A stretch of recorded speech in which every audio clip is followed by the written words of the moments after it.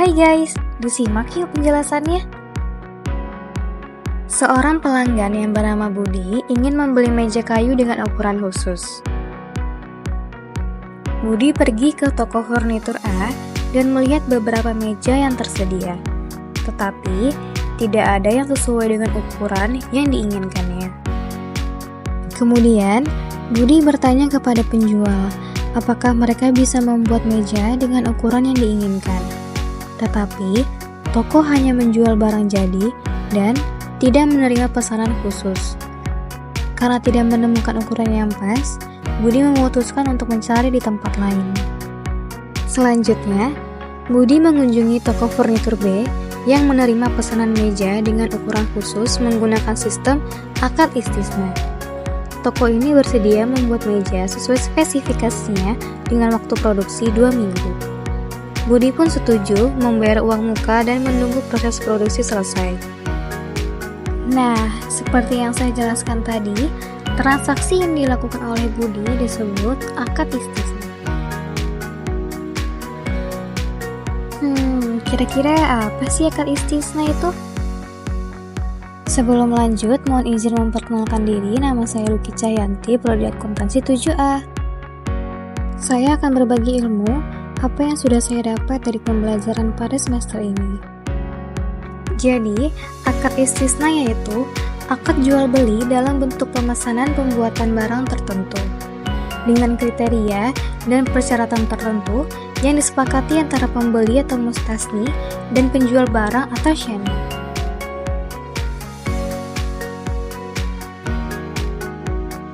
Jika dilihat dari definisinya, sama seperti akad salam ya, yaitu sama-sama akad jual beli dalam bentuk pesanan.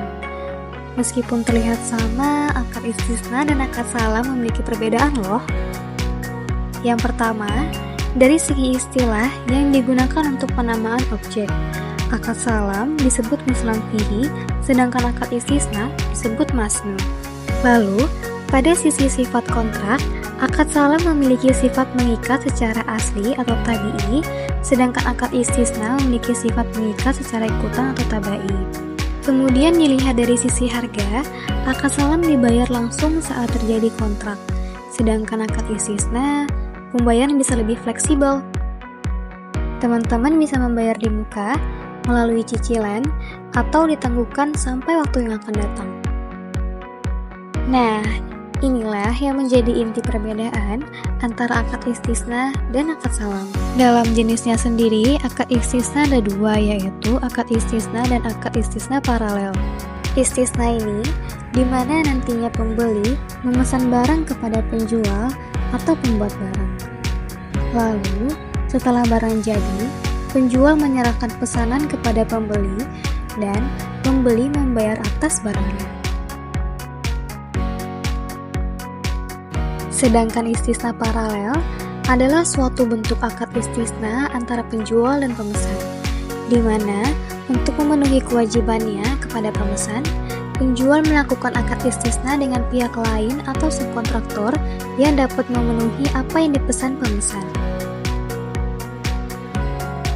Dalam hal ini, syaratnya akad istisna pertama antara penjual dan pemesan tidak bergantung pada istisna kedua antara penjual dan pemasok.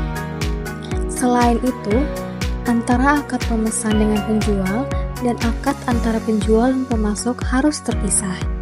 Adapun rukun yang harus dipenuhi dalam akad istisna, yaitu yang pertama adanya pelaku, yang terdiri dari pembeli dan pemesan atau penjual pembuat barang. Yang kedua, adanya objek akad berupa barang yang akan diserahkan, dan modal istisna dalam bentuk harga. Dan yang terakhir, adanya ijab qabul. Akad istisna dikatakan berakhir berdasarkan 3 kondisi berikut.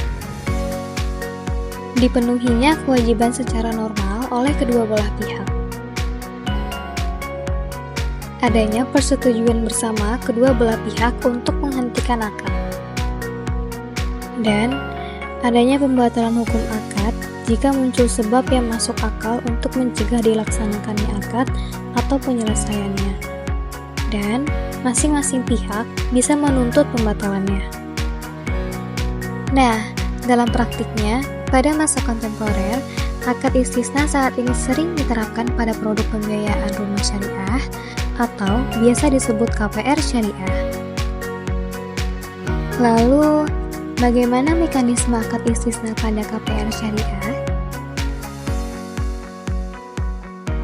Jadi, nasabah bisa memesan rumah sesuai spesifikasi yang diinginkan kepada penjual yang dalam hal ini bisa dilakukan oleh BPRS atau bank syariah lainnya.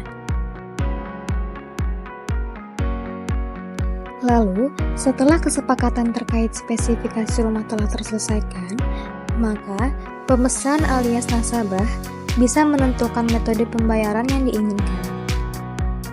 Setidaknya ada dua cara yang diberikan. Yang pertama, nasabah bisa membayar rumah dengan skema pembayaran per bagian rumah. Jadi, setiap ada bagian rumah yang jadi, nasabah membayar atas bagian rumah yang sudah jadi tersebut. Yang kedua, nasabah bisa membayar rumah dengan skema cicilan tanpa perlu menunggu setiap bagian rumah tersebut jadi. Meskipun memiliki potensi yang besar dalam menggalakkan sektor properti atau perumahan untuk masyarakat, sayangnya masih jarang bank syariah yang menerapkannya. Karena kendala menjaga amanah terhadap spesifikasi yang disampaikan oleh nasabah atau pemesan. Kemudian, literasi terkait istisna dan penerapannya pada dunia perbankan juga masih banyak kurang dipahami, terutama bagi mereka yang merupakan praktisi perbankan. Nah, itu tadi sedikit penjelasan tentang istisna. Semoga bermanfaat ya. See you next time.